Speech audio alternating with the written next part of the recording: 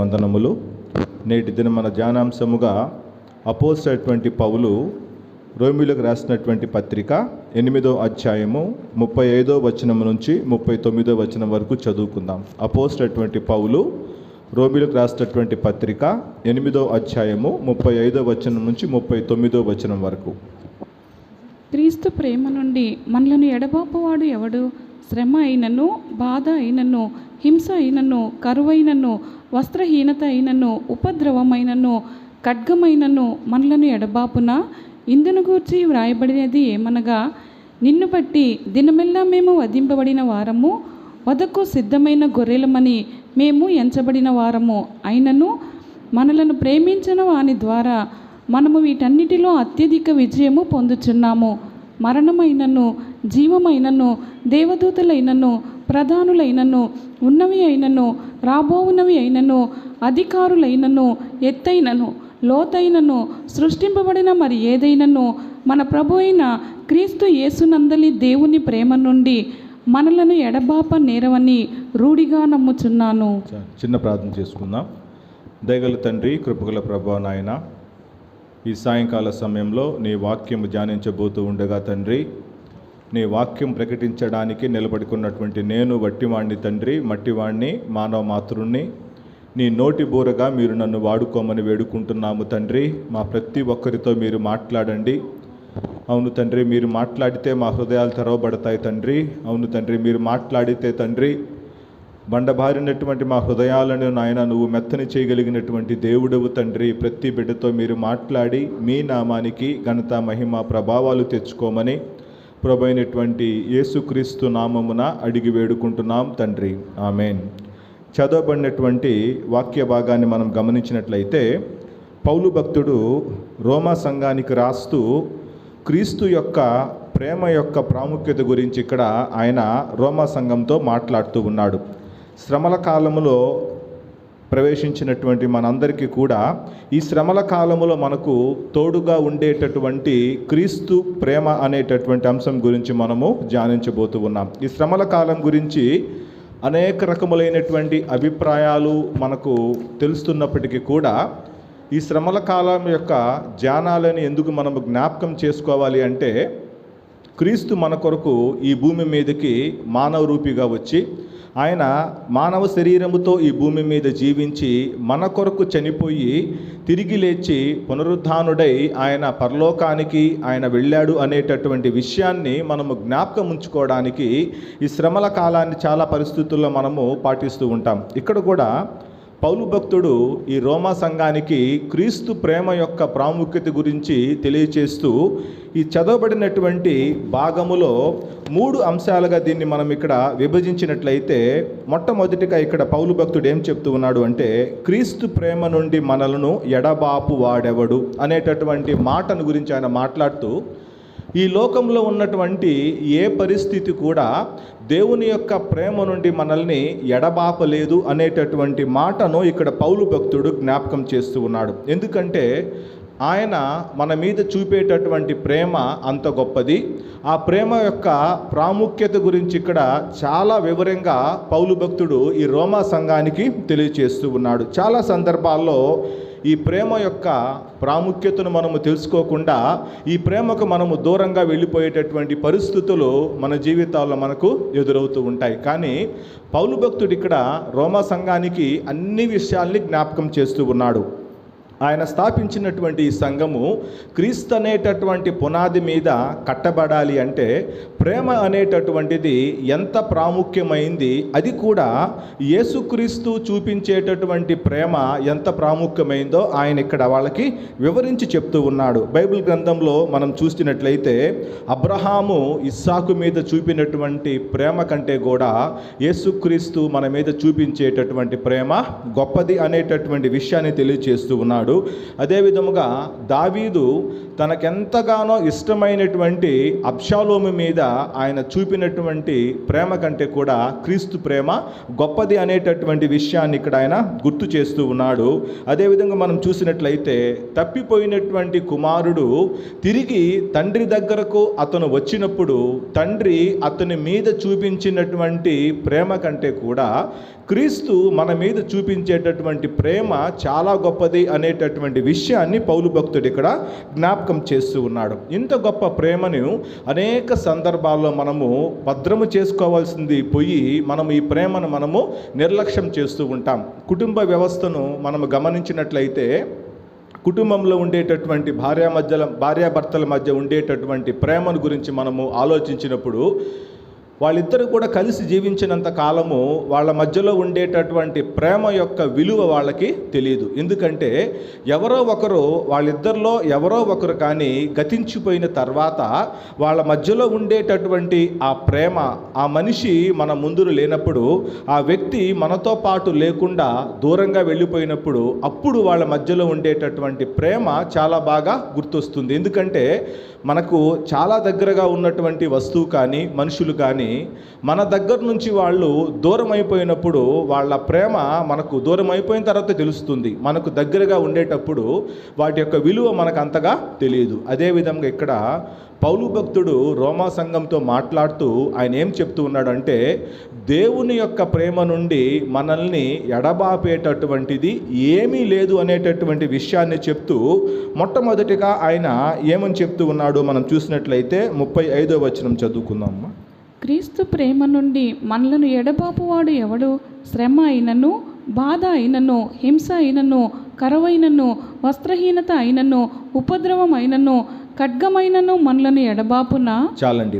ఈ వచనంలో మనం గమనించినట్లయితే లోక సంబంధమైనటువంటి పరిస్థితులు క్రీస్తు ప్రేమ నుండి మనల్ని వేరు చేయలేవు అనేటటువంటి విషయాన్ని పౌలు భక్తుడు రోమా సంఘానికి జ్ఞాపకం చేస్తూ ఉన్నాడు. చేస్తూ ఆయన చెప్తున్న మాటలు మనం చూసినట్లయితే ఇక్కడ మొట్టమొదటిగా శ్రమ అయినను, బాధ అయినను, హింస అయినను, మనకు శ్రమ కలిగిన, బాధ కలిగిన, హింస కలిగిన మొట్టమొదట మనం చేసేటటువంటి పని ఏమిటంటే దేవుని దగ్గర నుంచి మనం దూరంగా వెళ్ళిపోవడం. ఎందుకంటే దేవుడు మా ప్రార్థనను ఆలకించట్లేదు, మేము పడేటటువంటి కష్టము దేవుడికి తెలియదా, మేము పడేటటువంటి శ్రమ దేవునికి తెలియదా అనేటటువంటి ఆలోచన మన యొక్క మనసులో కలుగుతూ ఉంది. ఆ విషయాన్ని గురించి ఇక్కడ పౌలు భక్తుడు మొదటగా ఏం చెప్తూ ఉన్నాడు అంటే మీకు కలిగేటటువంటి శ్రమ అయినా, బాధ అయినా, హింస అయినా, ఈ మూడింటిని మనం ఎప్పుడైతే తట్టుకొని నిలబడగలుగుతామో అప్పుడు సెకండ్ స్టేజ్ అన్నమాట. ఇక్కడ మనం చూసినట్లయితే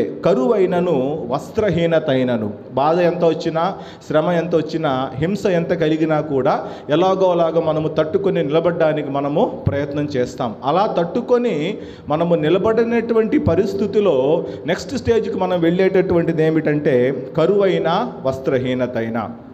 ప్రస్తుత కాలాన్ని మనం గమనించినట్లయితే ఎక్కడ కూడా మనకు కరువు మనకు కనిపించట్లా. ఎందుకంటే మనకున్నటువంటి అన్ని పరిస్థితుల్ని బట్టి, మనకున్నటువంటి ఆహార పదార్థాలని బట్టి కరువు అనేటటువంటి మాట చాలా తక్కువగా మనం వింటూ ఉన్నాం. కానీ ఆ కాలంలో వాళ్ళకి పంటలు పండనప్పుడు చాలా బైబిల్లో మనకు అనేక రకములైనటువంటి కరువుల గురించి మనకు వివరణ బైబిల్లో మనం చూస్తూ ఉన్నాం. ఏలియా ప్రవక్త కూడా సారెపత్తు విధవరాల దగ్గరికి దేవుడు ఆయన్ని కరువు సమయంలో పంపించినట్లు మనం చూస్తూ ఉన్నాం. ఇలాంటి కరువు కలిగినప్పటికీ కూడా, వస్త్రహీనత అయినప్పటికీ కూడా, కరువును మనం తట్టుకొని వస్త్రహీనతను కూడా మనము తట్టుకొని నిలబడగలిగేటటువంటి పరిస్థితులు మన జీవితంలో ఎదురైనప్పుడు మూడో స్టేజ్కి మనం వెళ్ళేటటువంటిది ఏమిటంటే ఉపద్రవమైనను, ఖడ్గమైనను.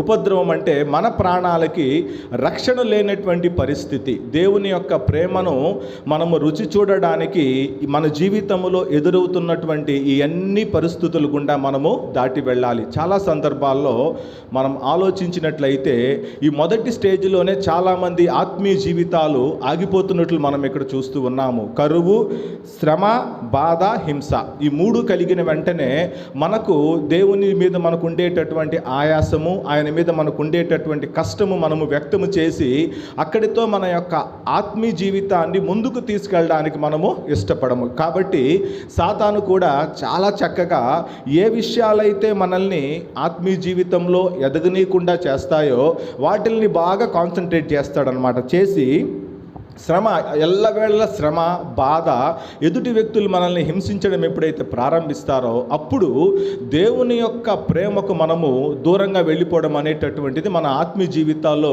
మనకు తెలియకుండానే జరిగిపోతూ ఉంటుంది. ఇక్కడ అదే విషయాన్ని పౌలు భక్తుడు జ్ఞాపకం చేస్తూ ఉన్నాడు.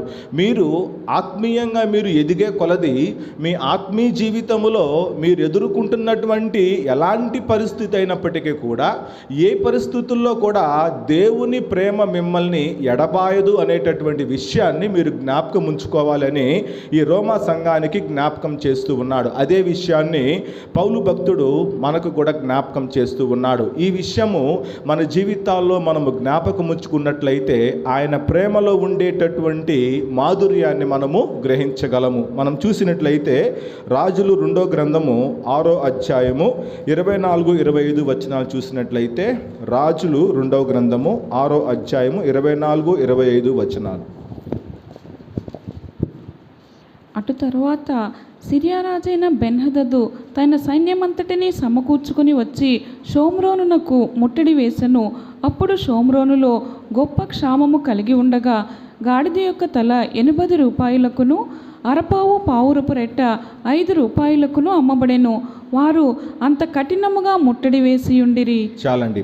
ఈ వాక్య భాగాన్ని మనం గమనించినట్లయితే సిరియన్లు ఎప్పుడు కూడా ఇశ్రాయేలీయుల మీదకి వాళ్ళు దండెత్తి వచ్చి ఇశ్రాయేలీయులని పట్టుకొని వాళ్ళ దేశమును స్వాధీనపరచుకోవాలనేటటువంటి ఆలోచనతోనే సిరియన్లు ఎప్పుడు కూడా ఇశ్రాయేలీయులకి శత్రువులుగా మనకి ఇక్కడ కనిపిస్తూ ఉన్నారు. పై భాగాన్ని మనం చూసినట్లయితే ఈ సిరియన్లందరూ కూడా ఈ యొక్క షోమ్రోను పట్టణంలోనికి వచ్చినప్పుడు ఇశ్రాయేలీయుల రాజు ఈ యొక్క ప్రవక్తను అడుగుతూ ఉన్నాడు. ఏమని అడుగుతూ ఉన్నాడో మనం చూసినట్లయితే, అప్పుడు ఇశ్రాయేలు 21వ వచనం చూసినట్లయితే ఒకసారి చదువుమ్మా. అంతటా ఇశ్రాయేలు రాజు వారిని పారజూచి, నాయన వీరిని కొట్టుదునా అని ఎలీషాను అడుగగా. చాలండి.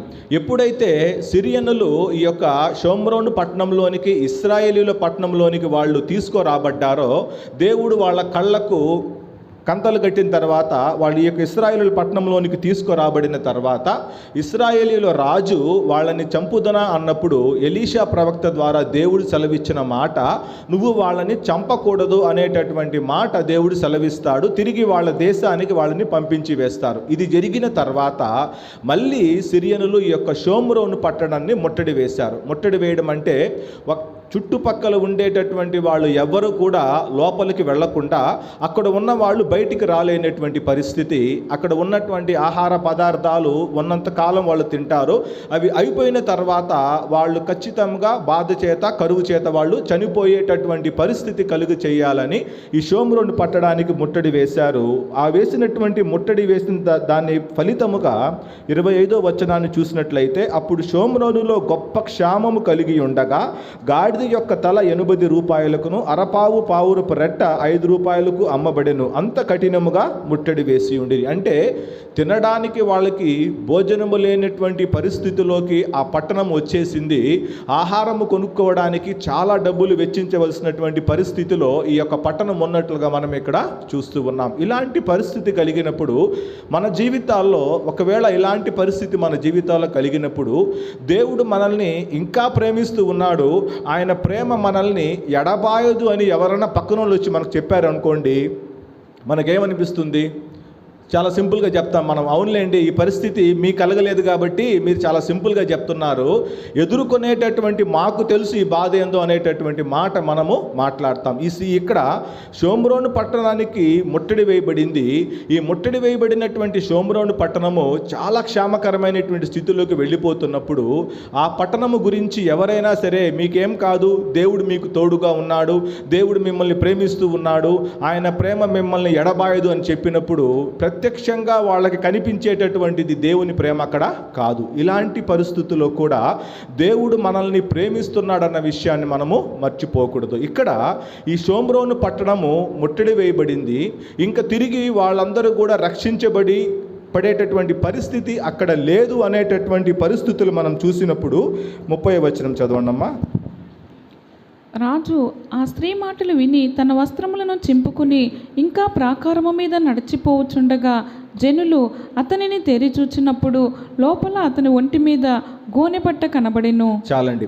ఇక్కడ ఆ రాజు పట్టణం యొక్క ప్రాకారం మీద నడిచేటప్పుడు అక్కడ ఉండేటటువంటి ప్రజలు రాజును చూసినప్పుడు వాళ్ళు అనుభవించేటటువంటి బాధ రాజుతో చెప్పుకుంటూ ఉన్నారు. మాకు తినడానికి భోజనం లేదు, మాకు పుట్టినటువంటి బిడ్డల్ని మేము వండుకొని తింటున్నాం అనేటటువంటి పరిస్థితి రాజు దగ్గర మాట్లాడినప్పుడు రాజు మాట్లాడుతూ ఉన్నాడు, నువ్వు నాకు సెలవిచ్చినటువంటి మాట నేను విన్నాను, యెహోవా సహాయం చేయకపోతే ఎవ్వరు కూడా మనకు సహాయము చేయలేరు అనేటటువంటి మాట రాజు ఆ వ్యక్తితో చెప్పినప్పుడు అతను కూడా గోనెపట్ట కట్టుకొని ఆ ప్రాకారం మీద నడుస్తున్నట్లుగా మనం ఇక్కడ చూస్తూ ఉన్నాం. దేవుణ్ణి ఆశ్రయించి ఆయన దగ్గర నుంచి సహాయము పొందడానికి రాజు కూడా ఇష్టపడుతూ ఉన్నాడు. అయినప్పటికీ కూడా కింద వచనాన్ని మనం గమనించినట్లయితే 31వ వచనం చదువమ్మా.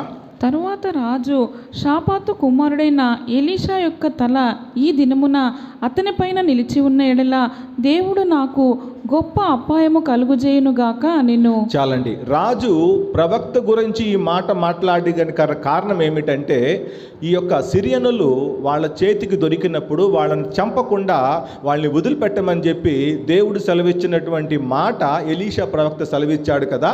ఈ కలిగినటువంటి పరిస్థితి అంతటికి కూడా కారణము ప్రవక్త చెప్పినటువంటి మాట అనేటటువంటి ఒక నిర్ణయానికి ఈ యొక్క రాజు వచ్చినట్లుగా మనం ఇక్కడ చూస్తూ ఉన్నాం. వచ్చి ఎలీషా ప్రవక్తను నేను చంపించకపోతే దేవుడు నాకు గొప్ప అపాయము కలుగు చేయునుగాక అనేటటువంటి మాట ఇక్కడ ఈ రాజు పలుకుతున్నట్లుగా మనము చూస్తూ ఉన్నాం. చాలా సందర్భాల్లో మన యొక్క ఆత్మీయ జీవితాల్లో దేవుడు మనకు సెలవిచ్చినటువంటి మాట నెరవేరినప్పుడు మనము దేవుని మీద మనము ఆయాస పడుతూ ఉంటాము, దేవుని యొక్క బిడ్డల మీద మనము ఆయాస పడుతూ ఉంటాం. కానీ దేవుని ప్రేమ మనల్ని ఎడబాపదు అనేటటువంటి విషయం మనం చాలాసార్లు మనము పక్కన పెట్టేస్తూ ఉంటాం. ఇక్కడ కూడా ఇశ్రాయేలీల రాజు దేవుని యొక్క ప్రేమ ప్రతి పరిస్థితిలో నుంచి నన్ను ఎడబాపదు అనేటటువంటి మాట గురించి ఆయన ఇక్కడ మర్చిపోతున్నట్లుగా మనం ఇక్కడ చూస్తూ ఉన్నాం. ఇందా మనం చూసుకున్నాం కదా, శ్రమ కలుగుతుంది, బాధ కలిగింది, హింస కలిగింది.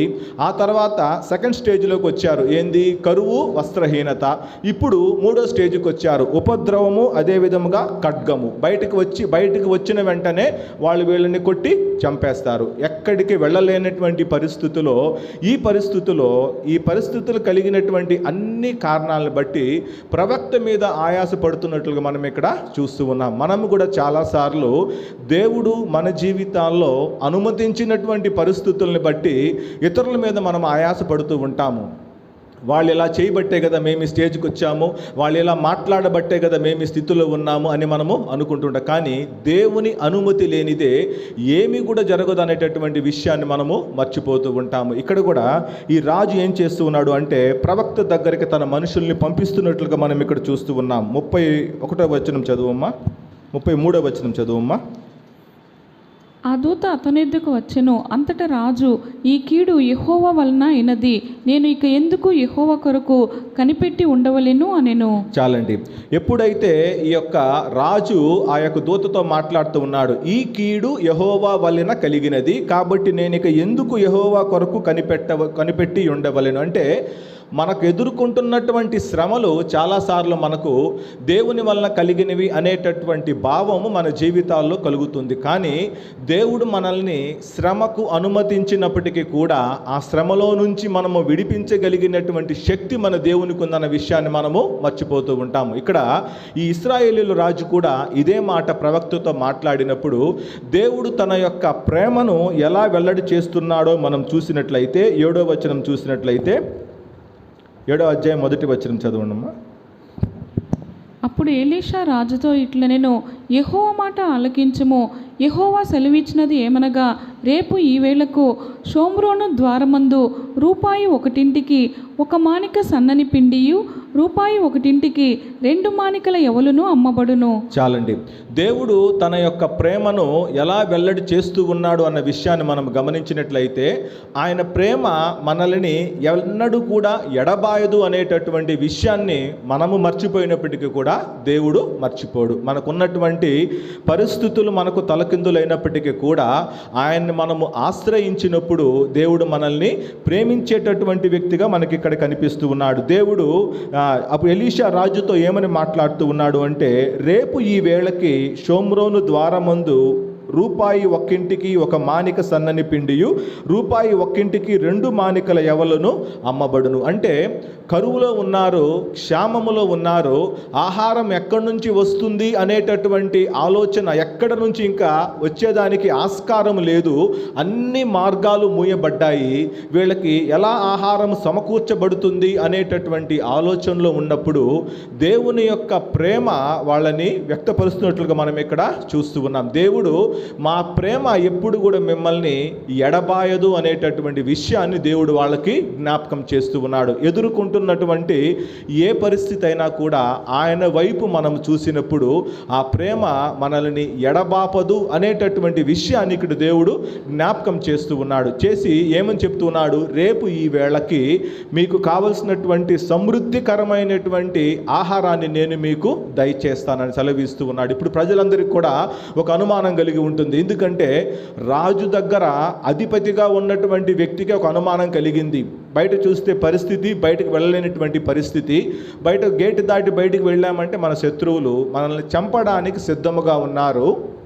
ఈ పరిస్థితుల్లో ఎలా మనకు ఆహారం సమకూర్చబడుతుందంటే, సర్వశక్తి కలిగినటువంటి దేవుని యొక్క ప్రేమ అసాధ్యమైనటువంటి కార్యాలని సాధ్యపరిచేటటువంటి ప్రేమ. ఇది మన కంటికి కనపడదు, మన చెవులకు వినపడదు, మన యొక్క మనసుకు అగోచరము కాదు అన్న విషయాన్ని దేవుడు వారికి జ్ఞాపకం చేస్తూ ఉన్నాడు. 2వ వచనం చూసినట్లయితే, అందుకు ఎవరి చేతి మీద రాజు ఆనుకొని ఉండెనో ఆ అధిపతి, యెహోవా ఆకాశమందు కిటికీలు తెరచినను అలాగూ జరుగునా అని దైవజనునికి ప్రత్యుత్తరం ఇయ్యగా. చాలండి.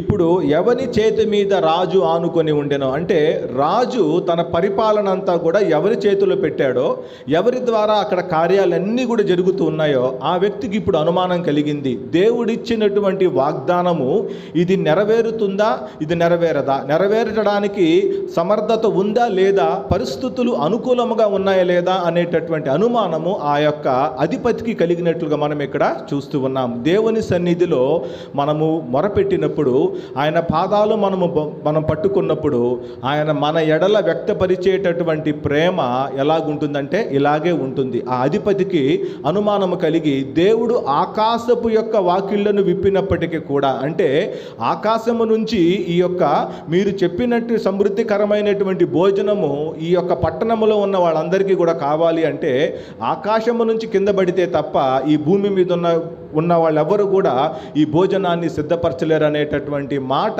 ఆయన చెప్తున్నట్లుగా మనం ఇక్కడ చూస్తూ ఉన్నాం. కాబట్టి దేవుని ప్రేమ మనల్ని ఎడబాపదు అనేటటువంటి వాగ్దానాన్ని పౌలు భక్తుడు రోమ సంఘానికి తెలియచేస్తూ, అన్ని పరిస్థితులు గుండా మీరు వెళ్ళినప్పుడు మీరు ఎల్లవేళలా దేవుని ప్రేమను మీరు గుర్తుంచుకోవాలి. ఎందుకంటే ఈ కింద భాగం కూడా చదువమ్మా, 2వ వచనము. అతడు, నీవు కన్నులారా దానిని చూచెదవు కానీ దానిని తినకుందు అని అతనితో చెప్పెను. ఎలీషా ప్రవక్త ఆ అధిపతితో చెప్తూ ఉన్నాడు, నువ్వు కన్నులారా ఈ యొక్క అద్భుత కార్యాన్ని చూస్తావు కానీ దాన్ని నువ్వు తినవు అనేటటువంటి మాటను జ్ఞాపకం చేస్తూ ఉన్నాడు. చాలా సందర్భాల్లో దేవుడు మనకిచ్చినటువంటి వాగ్దానం మీద మనము నమ్మకం ఉంచకుండా ఆ వాగ్దానం యొక్క ఫలాన్ని మనము అనుభవించలేకపోయేటటువంటి పరిస్థితులు మన జీవితాల్లో కనిపిస్తూ ఉంటాయి. ఇక్కడ క్రీస్తు ప్రేమ నుండి మనల్ని ఏ విషయాలు ఎడబాపలేవు అనేటటువంటి మొదటి విషయంగా పౌలు భక్తుడు రోమా సంఘానికి వీటన్నిటిని జ్ఞాపకం చేసుకుంటూ ఉన్నాడు. ఇక్కడ కూడా మనము ఈ యొక్క షోమ్రోను పట్టణాన్ని ముట్టడి వేసినప్పుడు దేవుని ప్రేమ వాళ్ళని ఎడబాయలేదు. చుట్టుపక్కల ఉండేటటువంటి అందరూ రాజులకు కూడా ఈ షోమ్రోను పట్టణం ఇంకా దేనికి కూడా పనికి రాదు అనేటటువంటి ఆలోచనలో ఉన్నప్పుడు దేవుని యొక్క ప్రేమ వాళ్ళని ఎడబాయనీయకుండా వాళ్ళ పట్ల చేసినటువంటి కార్యం కార్యాన్ని మనం ఇక్కడ చూస్తూ ఉన్నాం. ఇదే ప్రేమను దేవుడు మన మీద కూడా చూపిస్తూ ఉన్నాడు. కానీ మనము కలిగినటువంటి శ్రమ, బాధ, హింస ఈ యొక్క మొదటి స్టేజ్లోనే మన యొక్క ఆత్మీయ జీవితం ఇంకా ముందుకు వెళ్ళడానికి ఇష్టపడం. దాని తర్వాత మనము ఇంకా వెనక్కి వెళ్తూ ఉంటాము. సాతాను కూడా కలుగు చేసినటువంటి పరిస్థితులను బట్టి ఇంకా మనల్ని వెనకలాగడానికే ప్రయత్నం చేస్తూ ఉంటుంది. రెండో విషయాన్ని మనం గమనించినట్లయితే 36వ వచనం చదువుమ్మా. రోమీయులకు రాసినటువంటి పత్రిక 8వ అధ్యాయము 36వ వచనము. ఇందును గూర్చి వ్రాయబడినది ఏమనగా, నిన్ను బట్టి దినమెల్లా మేము వధింపబడిన వారము, వధకు సిద్ధమైన గొర్రెలమని మేము ఎంచబడిన వారము. చాలండి. ఇక్కడ మొట్టమొదటిగా మనం చూసుకున్నాం కదా, లోక సంబంధమైనటువంటి పరిస్థితులు క్రీస్తు ప్రేమ నుండి మనల్ని ఎడబాపలేవని. రెండవదిగా మనం చూసినట్లయితే దేవుని కొరకు మనము భరించేటటువంటి ప్రతి బాధ దేవుని ప్రేమ నుండి మనల్ని ఎడబాపదు అనేటటువంటి విషయాన్ని మనము జ్ఞాపకం చేసుకోవాలి. దేవుని కొరకు మనము భరించేటటువంటి శ్రమ, బాధ అని మన మాట వినగానే మనకు ఎక్కడో బాధ కలుగుతుంది. దేవుడు మన కొరకు ఆయన బాధను అనుభవించాడు. మనకు ఆయన విమోచన దయచేయడానికి ఆయన సిలువలో మరణమయ్యాడు. మనము ఎంతవరకు దేవుని కొరకు మనము శ్రమను, బాధను మనము అనుభవిస్తూ ఉన్నాం. మన కొరకు శ్రమను, బాధను అనుభవించడానికి మనము ఇష్టపడతాము. మన కుటుంబం కొరకు శ్రమను, బాధను అనుభవించడానికి మనము సిద్ధపడతాం. కానీ దేవుని యొక్క పరిచర్య కొరకు, దేవుని యొక్క నామము కొరకు ఎంతవరకు మనము శ్రమను, బాధను మనము పడడానికి మనం ఇష్టపడుతున్నామో పౌలు భక్తుడు ఇక్కడ జ్ఞాపకం చేస్తూ ఉన్నాడు. ఈ మొదటి స్టేజ్లో ఈ లోక సంబంధమైనటువంటి శ్రమలను అన్నింటిని మనము దాటుకొని వచ్చిన తర్వాత దేవుని కొరకు మనము నిలబడేటటువంటి పరిస్థితులు మన జీవితాల్లో దేవుడు కలుగు చేస్తాడు. దేవుని కొరకు మనము నిలబడాలి అంటే ఈ కలిగినటువంటి ప్రతి శ్రమ నుంచి, బాధ నుంచి, హింస నుంచి, కరువు నుంచి, వస్త్రహీనత నుంచి, ఉపద్రవం నుంచి, ఖడ్గము నుంచి మనము దాటుకొని ముందుకు వెళ్ళాలి. వెళ్ళిన తర్వాత ఆయన కొరకు మనము సాక్షార్థమైనటువంటి బిడ్డలుగా నిలబడేటటువంటి గొప్ప అవకాశం దేవుడు మనకు దయచేస్తాడు. మనం చూసినట్లయితే నిన్ను బట్టి దినమెల్ల మేము వధింపబడిన వారము అంటే దేవుని నామాన్ని బట్టి మనము నిలబడినప్పుడు సాక్షార్థముగా మనము దినమెల్ల వధించబడిన వారము. వధించడం అంటే మనందరికీ కూడా తెలుసు కదండి. వధించడం అంటే ఏమిటి? నరికివేయటం. అంటే దినమెల్ల మనము హింస పొందడము. అదే విధముగా వధకు సిద్ధమైన గొర్రెలమని మేము ఎంచబడిన వారము. దేవుని నామాన్ని పట్టుకొని మనం ఎప్పుడైతే మన యొక్క ఆత్మీయ జీవితము ముందుకు వెళ్ళడానికి మనం సిద్ధపడతామో, ఆయన మార్గాన్ని మనకు ఎదురవుతున్నటువంటి శ్రమల్లో కానీ, కష్టాల్లో, బాధల్లో ఆయన నామాన్ని మనము తీసుకుని వెళ్ళడానికి ఎప్పుడైతే మనం సిద్ధపడతామో మనల్ని చూసేటటువంటి వారందరికీ కూడా ఎలా మనము కనిపిస్తామంటే వధకు సిద్ధమైన గొర్రెలమని మేము ఎంచబడుతూ ఉన్నాం. అంటే వీళ్ళు గుడ్డిగా దేవుని యొక్క నామాన్ని నమ్ముకుని వెళ్తూ ఉన్నారు. వీళ్ళ దేవుడు వీళ్ళని కాపాడుతాడో లేదో వీళ్ళకి తెలియదు అనేటటువంటి అనేక రకములైనటువంటి మాటలు మనము వినవలసి వస్తుంది. కానీ పౌలు భక్తుడు ఏం జ్ఞాపకం చేస్తూ ఉన్నాడు అంటే, మీరు దేవుని కొరకు ఎప్పుడైతే నిలబడ్డానికి మీరు సిద్ధపడతారో ఆయన ప్రేమ మిమ్మల్ని ఎప్పుడు కూడా ఎడబాయదు అనేటటువంటి మాటని ఇక్కడ ఆయన జ్ఞాపకం చేస్తూ ఉన్నాడు. 44వ కీర్తన 22వ వచనం చూసినట్లయితే 44వ కీర్తన 22వ వచనం. నిన్ను బట్టి దినమల్లా మేము వధింపబడుచున్నాము, వధకు సిద్ధమైన గొర్రెలమని మేము ఎంచబడుచున్నాము. చాలండి. కోరహు కుమారులు రచించినటువంటి ఈ యొక్క కీర్తనలు మనం చూసినట్లయితే వాళ్ళు దేవుని దృష్టికి యథార్థముగా జీవించడానికి వాళ్ళు సిద్ధపడ్డారు. దేవుని యొక్క పరిచర్య చేయడానికి, యాజకత్వము జరిగించడానికి కోరహు కుమారులు పిలువబడ్డారు. వీళ్ళు యథార్థంగా జీవించినప్పుడు, పరిశుద్ధంగా జీవించినప్పుడు ఈ లోక సంబంధమైనటువంటి మనుషుల్లాగా కాకుండా ఈ లోక సంబంధమైనటువంటి మనుషులు అనుసరించేటటువంటి మార్గాన్ని విడిచిపెట్టి దేవుని మార్గాన్ని అనుసరించడానికి కోరహు కుమారులు సిద్ధపడినప్పుడు చుట్టుపక్కల ఉన్నటువంటి వాళ్ళందరూ కూడా వీళ్ళని దూషించడము, అవమానపరచడము చేసినప్పటికీ కూడా వీళ్ళు దేవుని యొక్క మార్గాన్ని విడిచిపెట్టకుండా ఎందుకున్నారు అంటే దేవుని ప్రేమ అన్ని పరిస్థితుల్లో కూడా మనల్ని ఎడబాయదు అనేటటువంటి విషయాన్ని వీళ్ళు గ్రహించినట్లుగా మనం ఇక్కడ చూస్తూ ఉన్నాం. మనం చూసినట్లయితే కొరింథీయులకు రాసినటువంటి పత్రిక 2వ కొరింథీయులకు రాసినటువంటి పత్రిక 4వ అధ్యాయం 10వ వచనం చదువుకుందాం. యేసు యొక్క జీవము మా శరీరమందు ప్రత్యక్షపరచబడుటకై యేసు యొక్క మరణ అనుభవమును మా శరీరమందు ఎల్లప్పుడూ వహించుకొని పోవచ్చున్నాము. చాలండి. పౌలు భక్తుడు ఇక్కడ కొరింథీ సంఘంతో మాట్లాడుతూ ఏమని చెప్తూ ఉన్నాడు అంటే, యేసు యొక్క జీవము మా శరీరమందు ప్రత్యక్షపరచబడుటకై యేసు యొక్క మరణానుభవము మా శరీరమందు ఎల్లప్పుడూ వహించుకొని పోవచ్చున్నాము. దేవుని యొక్క జీవము మన శరీరమందు ప్రత్యక్షపరచబడాలి అంటే, దేవుడు మనలో ఇతరులు మనలో ఆయన్ని చూడాలి అంటే, ఆయన మార్గాన్ని అనుసరించి మనము ముందుకు వెళ్ళేటప్పుడు ఇతరులకి మనము సాక్షార్థమైనటువంటి బిడ్డలుగా మనము కనిపించాలి అంటే, ఇతరులు మనల్ని చూసినప్పుడు వీళ్ళు దేవుని బిడ్డలు, దేవుని నామాన్ని వీళ్ళు ఎరిగి ముందుకు వెళ్తూ ఉన్నారు, దేవుని నామాన్ని ధరించుకొని వీళ్ళు ఆత్మీయ జీవితాన్ని కొనసాగిస్తూ ఉన్నారు అనేటటువంటి విషయాన్ని వాళ్ళు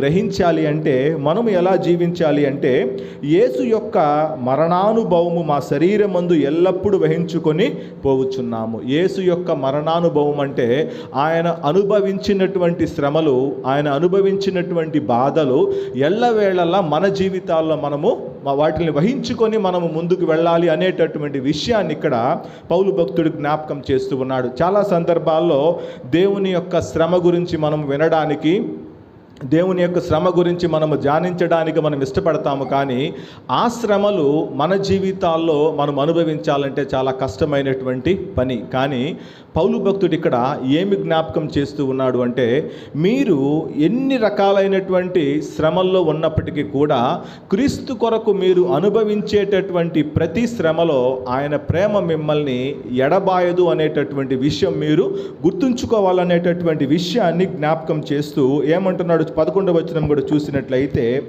ఏలయనగా యేసు యొక్క జీవము కూడా మా మర్త్య శరీరమునందు ప్రత్యక్షపరచబడినట్లు సజీవులమైన మేము ఎల్లప్పుడూ యేసు నిమిత్తము మరణమునకు అప్పగింపబడుచున్నాము. చాలండి. యేసు యొక్క జీవము, దేవుని యొక్క జీవము మన జీవితాల్లో ప్రత్యక్షపరచబడాలి అంటే మనము కొనసాగించేటటువంటి భక్తి జీవితమో, మనం చేసేటటువంటి ప్రార్థనలో, మనం చేసేటటువంటి ఉపవాసాలు యేసు యొక్క జీవాన్ని మనలో ప్రత్యక్షపరచబడవు అనేటటువంటి విషయాన్ని పౌలు భక్తుడు జ్ఞాపకం చేస్తూ, యేసు యొక్క జీవము మన జీవితంలో ప్రత్యక్షపరచబడాలి అంటే సజీవులమైన మేము ఎల్లప్పుడూ యేసు నిమిత్తము మరణమునకు అప్పగించబడుచున్నాము. అంటే మనము ఈ లోక సంబంధమైనటువంటి ప్రతి క్రియను కూడా మనము మరణానికి మనము అప్పగించాలి. ఈ లోక సంబంధమైనటువంటి ప్రతి ఆశను కూడా మనము మరణానికి అప్పగించినప్పుడు, మనల్ని మనము త్యజించుకొని తన సిలువనెత్తుకున్నప్పుడు మాత్రమే మనము ఆయన యొక్క జీవమును ఇతరులకు మనము ప్రత్యక్షపరచబడేటటువంటి స్థితిలో మన యొక్క జీవితాలు ఉంటాయని ఇక్కడ పౌలు భక్తుడు జ్ఞాపకం చేస్తూ ఉన్నాడు. కాబట్టి పౌలు భక్తుడు చెప్తున్నటువంటి రెండో విషయము ఆయన మనకు ఏమని జ్ఞాపకం చేస్తూ ఉన్నాడు అంటే, దేవుని కొరకు మనము భరించేటటువంటి ప్రతి బాధలో కూడా దేవుని ప్రేమ ఎప్పుడు కూడా మనల్ని ఎడపాపదు అనేటటువంటి విషయాన్ని జ్ఞాపకం చేస్తూ ఉన్నాడు. అపోస్తుల కార్యము 16వ అధ్యాయము 22 నుంచి 24 వరకు చూసినట్లయితే, అపోస్తుల కార్యము 16వ అధ్యాయము 22 నుంచి 24 వరకు. అప్పుడు జన సమూహము వారి మీదికి దుమ్మిగా వచ్చెను. న్యాయాధిపతులను వారి వస్త్రములు లాగివేసి వారిని బెత్తములతో కొట్టవలనని ఆజ్ఞాపించిరి. వారు చాలా దెబ్బలు కొట్టి వారిని చెరసాలలో వేసి భద్రముగా కనిపెట్టవలనని చెరసాల నాయకునికి ఆజ్ఞాపించిరి. అతడు అట్టి ఆజ్ఞను పొంది వారిని లోపలి చెరసాలలోనికి త్రోసి వారి కాళ్లకు బొండ వేసి బిగించెను. అయితే మధ్యరాత్రి వేళ పౌలును శీలయు దేవునికి ప్రార్థించుచు కీర్తనలు పాడుచు నుండిరి, ఖైదీలు వినుచుండిరి. చాలండి. పౌలు శీలలు దేవుని యొక్క సువార్తను ప్రకటిస్తూ, వాళ్ళు దేవుని యొక్క సువార్తను ప్రకటించేటటువంటి క్రమములో దురాత్మలను వాళ్ళు విడిపించినటువంటి పరిస్థితిలో పౌలు శీలల్ని వాళ్ళందరూ కూడా పట్టుకొని చెరసాల్లో వేస్తూ ఉన్నారు. దేవుని యొక్క సువార్తను ప్రకటించినందుకు వాళ్ళకు కలిగినటువంటి ప్రతిఫలాన్ని మనం ఇక్కడ చూస్తూ ఉన్నాం. ప్రస్తుత కాలంలో అక్కడక్కడ మన యొక్క దేశంలో కూడా, ప్రపంచంలో కూడా దేవుని సువార్తను ఎవరైతే ప్రకటిస్తూ ఉన్నారో వాళ్ళని హింసించేటటువంటి పరిస్థితులు మనము చూస్తూ ఉన్నాం. కానీ దేవుడైతే అలాంటి పరిస్థితులు మనకు కలుగజేయకుండా ప్రశాంతంగా దేవుణ్ణి మనము ఆరాధించుకునేటటువంటి భాగ్యాన్ని భాగ్యాన్ని దేవుడు మనకు దయచేశాడు. అలాంటి పరిస్థితులు ఒకవేళ మన జీవితంలో ఎదురైతే ఎంతవరకు మనము నిలబడగలమో అనేటటువంటి విషయాన్ని మనము పరిశీలన చేసుకోవాలి. పౌలు శీలలైతే వాళ్ళు ఈ శిక్షను ఎందుకు అనుభవిస్తూ ఉన్నారు అంటే దేవుని యొక్క వాక్యాన్ని ప్రకటించినందుకు వాళ్ళు శిక్షను అనుభవిస్తూ ఉన్నారు. ఇక్కడ దేవుడు వాళ్ళ జీవితాల్లో అనుమతించినటువంటి శ్రమను బట్టి వాళ్ళు ఒక్క విషయాన్ని జ్ఞాపకం ఉంచుకుంటున్నారు. ఏ పరిస్థితి అయినప్పటికీ కూడా దేవుని యొక్క ప్రేమ మమ్మల్ని ఎడబాపదు అనేటటువంటి విషయాన్ని జ్ఞాపకం ఉంచుకున్నారు. కాబట్టి 25వ వచనాన్ని మనం చూసినట్లయితే, అయితే మధ్యరాత్రి వేళ పౌలును శీలయు దేవునికి ప్రార్థించుచు కీర్తనలు పాడుచుండిరి, ఖైదీలు వినుచుండిరి. మధ్యరాత్రి వేళ వాళ్ళు దేవునికి కీర్తనలు పాడుతూ ఉన్నారు. శరీరం అంతా గాయాలు, పడుకోవడానికి మంచి బెడ్షీట్లు కానీ బెడ్డింగ్లు కూడా ఏం లేవు. చెరసాల్లో కింద నేల మీద పడుకొని ఉన్నారు. శరీరం అంతా గాయాలు కలిగినటువంటి పరిస్థితిలో దేవుణ్ణి స్తుతించడానికి ఎలా వీళ్ళకి సాధ్యపడింది అంటే దేవుని ప్రేమ వాళ్ళకి గుర్తొచ్చింది. ఎందుకంటే మనము ఏ పరిస్థితుల్లో ఉన్నా కూడా ఈ పరిస్థితుల్లో నుంచి మనల్ని రక్షించగలిగినటువంటిది దేవుని ప్రేమ. మనల్ని ఎప్పుడు కూడా ఎడబాయదు అనేటటువంటి విషయాన్ని వీళ్ళు జ్ఞాపకం ఉంచుకున్నారు. కాబట్టి వీళ్ళు దేవుని నామాన్ని స్తుతించడానికి వీళ్ళు సిద్ధపడ్డారు. దేవుడు వారిని బయటికి తీసుకొస్తున్నట్లుగా మనం ఇక్కడ చూస్తూ ఉన్నాం. కాబట్టి దేవుని ప్రేమ ఎప్పుడు కూడా మనల్ని ఎడబాయదు అనేటటువంటి విషయాన్ని మనము జ్ఞాపకం ఉంచుకోవాలి. దేవుని కొరకు మనము చేసేటటువంటి ప్రతి త్యాగము, దేవుని కొరకు మనం చేసేటటువంటి ప్రతి త్యాగములో కూడా, ప్రతి పరిస్థితిలో కూడా ఎప్పుడు కూడా దేవుడి ప్రేమ మనల్ని విడిచిపెట్టదన్న విషయాన్ని మనము జ్ఞాపకం ఉంచుకోవాలి. మూడో విషయాన్ని పౌలు భక్తుడు జ్ఞాపకం చేస్తూ 38, 39 వచనాలు చదవడం. మరణమైనను జీవమైనను దేవదూతలైనను ప్రధానులైనను ఉన్నవి అయినను రాబోవినవి అయినను అధికారులైనను ఎత్తైనను లోతైనను సృష్టింపబడిన మరి ఏదైనను మన ప్రభువైన క్రీస్తు యేసు నందలి దేవుని ప్రేమ నుండి మనలను ఎడబాప నేరవని రూఢిగా నమ్ముచున్నాను. చాలండి. మొదటి స్టేజ్ చూసుకున్నాం మనము. రెండో స్టేజ్లో చూసినట్లయితే దేవుని కొరకు మనం అనుభవించేటటువంటి శ్రమ. మూడో స్టేజ్కి వచ్చేసరికి మనము చనిపోయిన తర్వాత దేవుని ప్రేమ మనల్ని ఎడబాపుతుందా అనేటటువంటి విషయాన్ని మనము గ్రహించినట్లయితే ఇక్కడ ఏమని చెప్తూ ఉన్నాడు అంటే పౌలు భక్తుడు, మరణమైనను జీవమైనను, చనిపోయిన తర్వాత కూడా దేవుని యొక్క ప్రేమ మనల్ని ఎడబాపదు అనేటటువంటి విషయము చాలా స్పష్టంగా తెలియజేస్తూ ఉన్నాడు. ఎందుకంటే మనకు బైబిల్ గ్రంథంలో ధనవంతుడు లాజరు యొక్క ఉపమానం మనందరికీ కూడా తెలుసు. ధనవంతుడు ఈ భూమి మీద బ్రతికినంత కాలము చాలా సుఖముగా, చాలా సంతోషముగా బ్రతికాడు. ఏ రోజు కూడా లాజరు గురించి ధనవంతుడు పట్టించుకోలేదు. తన గుమ్మము దగ్గర తన గేటు దగ్గర పడి ఉన్నటువంటి లాజరు భోజనము లేక అవస్థ పడేటటువంటి పరిస్థితిలో ధనవంతుడు ఏ రోజు కూడా లాజర్ని పిలిచి భోజనం పెట్టినట్లు మనం ఇక్కడ చూడట్లేదు. అలాంటి పరిస్థితిలో నుంచి చనిపోయిన తర్వాత ఇద్దరు కూడా పైకి వెళ్ళారు. పరదేశికి వెళ్ళినప్పుడు ఈ యొక్క లాజరు ఎవరి రొమ్మున ఆనుకొని ఉన్నాడు అంటే అబ్రహాము రొమ్మున ఆనుకొని ఉన్నాడు. అంటే ఈ భూమి మీద మనము జీవించినంత కాలమే దేవుని ప్రేమ మనల్ని ఎడబాపకుండా ఉంటుందా అంటే అది పొరపాటు. మనము చనిపోయిన తర్వాత కూడా దేవుని ప్రేమ మనల్ని ఎడబాయదు అనేటటువంటి విషయం మనము జ్ఞాపకం ఉంచుకోవాలి.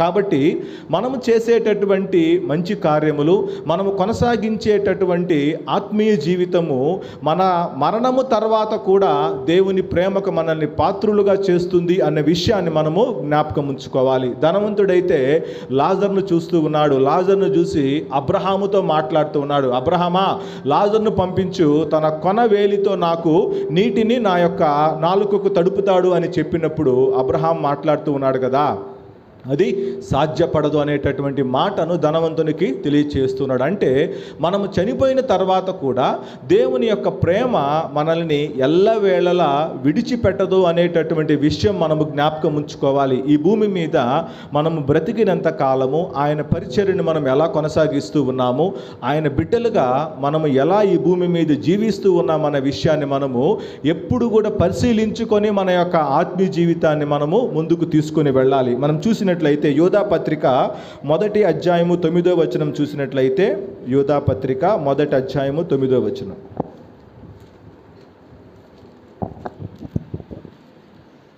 అయితే ప్రధాన దూత అయిన మిఖాయేలు అపవాదితో వాదించుచు మోషే యొక్క శరీరమును గూర్చి తర్కించినప్పుడు దూషించి తీర్పు తీర్చ తెగింపక ప్రభువు నిన్ను గద్దించునుగాక అనెను. చాలండి.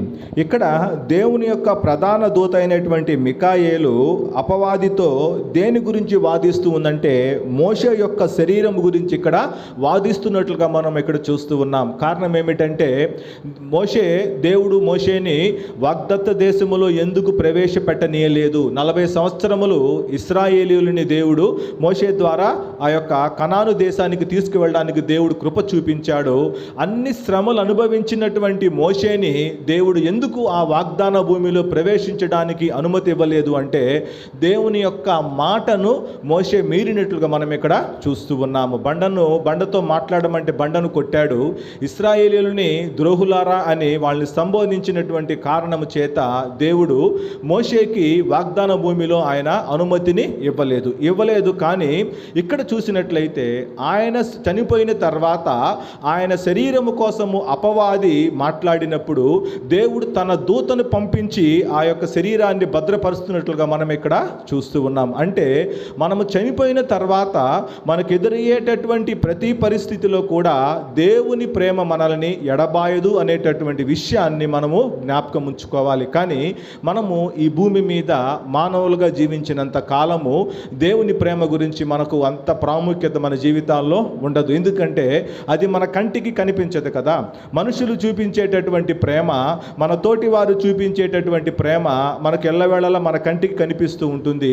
వాళ్ళు మనతో మాట్లాడేటటువంటి మాటలు, మనకు చేసేటటువంటి పనులు మాత్రమే మన కంటికి కనిపిస్తాయి. కానీ దేవుని యొక్క ప్రేమకు మన జీవితాల్లో చాలా తక్కువ ప్రాముఖ్యత ఉంటుంది. కాబట్టి పౌలు భక్తుడు ఈ రోమా సంఘానికి చాలా వివరంగా తెలియచేస్తూ ఉన్నాడు. అన్ని విషయాల్ని వివరంగా తెలియచేస్తూ మీరు మరణమైనను జీవమైనను, ఇంకా ఏమంటున్నాడో మనం చూసినట్లయితే దేవదూతలైనను ప్రధానులైనను ఉన్నవి అయినను రాబోవునవైనను అధికారులైనను ఎత్తైనను లోతైనను సృష్టింపబడిన మరి ఏదైనను మన ప్రభు అయిన క్రీస్తు యేసునందలి దేవుని ప్రేమ నుండి మనల్ని ఎడబాపనేరవని రూఢిగా నమ్ముచున్నాను. ఈ భూమి మీద మనము జీవించినంత కాలము, ఈ భూమి మీద మనము మనుషులుగా బ్రతికినంత కాలము మనకు ఏ రకమైనటువంటి పరిస్థితులు మనం ఎదుర్కొన్నప్పటికీ కూడా అవి దేవుని ప్రేమ నుండి మనల్ని ఎడబాపవు అనేటటువంటి విషయాన్ని మనము జ్ఞాపకం ఉంచుకోవాలి. ఫిలిప్పీయులకు రాసినటువంటి పత్రిక 3వ అధ్యాయము 10వ వచనం చూసినట్లయితే, ఫిలిప్పీయులకు రాసినటువంటి పత్రిక 3వ అధ్యాయము 10వ వచనం, ఏ విధము చేతనైనను మృతులలో నుండి నాకు పునరుత్థానము కలగవలెనని ఆయన మరణ విషయములో సమాన అనుభవము కలవాడనై ఆయనను ఆయన పునరుద్ధాన బలమును ఎరుగు నిమిత్తమును ఆయన శ్రమలలో పాలివాడునగుట ఎట్టిదో ఎరుగు నిమిత్తమును సమస్తమును నష్టపరుచుకొని వాటిని పెంటతో సమానముగా ఎంచుకొనుచున్నాను. చాలండి. పౌలు భక్తుడు ఫిలిప్పీ సంఘానికి రాస్తూ ఆయన చెప్తున్నటువంటి మాటల్ని మనం చూస్తే, ఏ విధము చేతనైనను మృతులలో నుండి నాకు పునరుద్ధానము కలుగవలెనని, అంటే మనము చనిపోయిన తర్వాత తిరిగి దేవుని యొక్క రాజ్యములో మనము కనిపించాలి అనేటటువంటి ఆశ మనకందరికీ ఉంది. కాబట్టే ఈ క్రైస్తవ జీవితాన్ని మనము కొనసాగిస్తూ ఉన్నాము. ఈ యొక్క ఆత్మీయ జీవితాల్లో మనము ముందుకు వెళ్తూ ఉన్నాం. అలా వెళ్ళేటటువంటి క్రమములో క్రీస్తు యొక్క పునరుద్ధానం అనుభవం మనకు కావాలి అంటే ఆయన మరణ విషయములో సమాన అనుభవం గలవాడనై ఆయనను ఆయన పునరుద్ధానమును ఎరుగు నిమిత్తము ఆయన శ్రమలలో పాలివాడుగుట ఎట్టితో ఎరుగు నిమిత్తము. దేవుని యొక్క పునరుద్ధానములో పాలిభాగస్తులుగా ఉండాలని మనందరికీ కూడా ఆశ. కానీ ఆయన శ్రమలో పాలిభాగస్తులుగా ఉండడం మాత్రం మనకు ఇష్టము లేదు. ఎందుకంటే ఆయన అనుభవించినటువంటి శ్రమలు మనం కూడా అనుభవించాలి అంటే అది చాలా కష్టసాధ్యమైనటువంటి పని. కానీ ఆయన అనుభవించినటువంటి ప్రతి శ్రమలో మనము కూడా ఆ శ్రమల్ని మనము అనుభవించాలి అంటే ఒక్క విషయం మనము జ్ఞాపకం ఉంచుకోవాలి. మనము ఎదుర్కొంటున్నటువంటి ప్రతి శ్రమలో కూడా దేవుని యొక్క ప్రేమ మనల్ని ఎడబాయదు అనేటటువంటి విషయం మనము జ్ఞాపకం ఉంచుకోవాలి. ఇంకా చూసినట్లయితే సమస్తమును నష్టపరుచుకొని వాటిని పెంటతో సమానముగా ఎంచుకొనుచున్నాను. మనకు కలిగినటువంటి పౌలు భక్తుడైతే తనకు కలిగినటువంటి సమస్తాన్ని నష్టపరుచుకోవడం రావడానికి కూడా ఆయన సిద్ధపడినట్లు మనం ఇక్కడ చూస్తూ ఉన్నాం. కాబట్టి ఈ యొక్క పౌలు భక్తుడు ఈ రోమా సంఘానికి రాస్తూ ఆయన చెప్తున్నటువంటి మాటలు మనం చూసినట్లయితే, ఈ శ్రమల కాలములో మనకు దేవునిగా ఉండేటటువంటిది క్రీస్తు యొక్క ప్రేమ.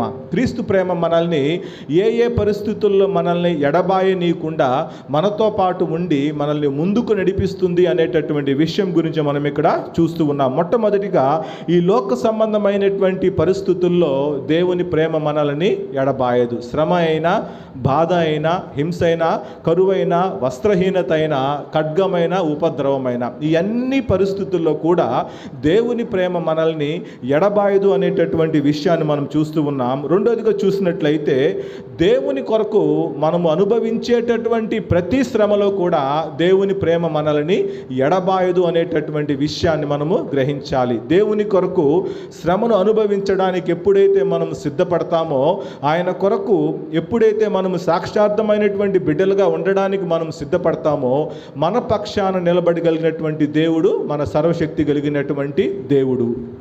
మూడోదిగా మనం చూసినట్లయితే, పరసంబంధమైనటువంటి పరిస్థితుల్లో కూడా క్రీస్తు ప్రేమ మనల్ని ఎడబాయదు అనేటటువంటి విషయాన్ని మనము జ్ఞాపకం ఉంచుకోవాలి. ఈ లోకాన్ని విడిచి మనము వెళ్ళిపోయిన తర్వాత కూడా, మనము మరణమైన తర్వాత కూడా ఆయన ప్రేమ మనతో పాటే ఉండి ఆయన నిత్య రాజ్యానికి మనల్ని వారసులుగా చేస్తుందనేటటువంటి విషయాన్ని పౌలు భక్తుడు జ్ఞాపకం చేస్తున్నాడు. కాబట్టి ఆయన ప్రేమ మనల్ని ఎప్పుడు కూడా ఎడబాయదు అనేటటువంటి విషయాన్ని మనము మర్చిపోకూడదు. ఈ లోక సంబంధమైనటువంటి మనుషులు మనల్ని ఎడబాయవచ్చు, కానీ ఈ లోక సంబంధమైనటువంటి పరిస్థితులు మనకు వ్యతిరేకంగా ఉండొచ్చు, కానీ దేవుని ప్రేమ మాత్రము ఏ పరిస్థితుల్లో కూడా మనల్ని ఎడబాయదు అనేటటువంటి విషయాన్ని దేవుడు జ్ఞాపకం చేస్తూ ఉన్నాడు. కాబట్టి దేవుడి వాక్యమును తన వినికిడిలో దీవించునుగాక.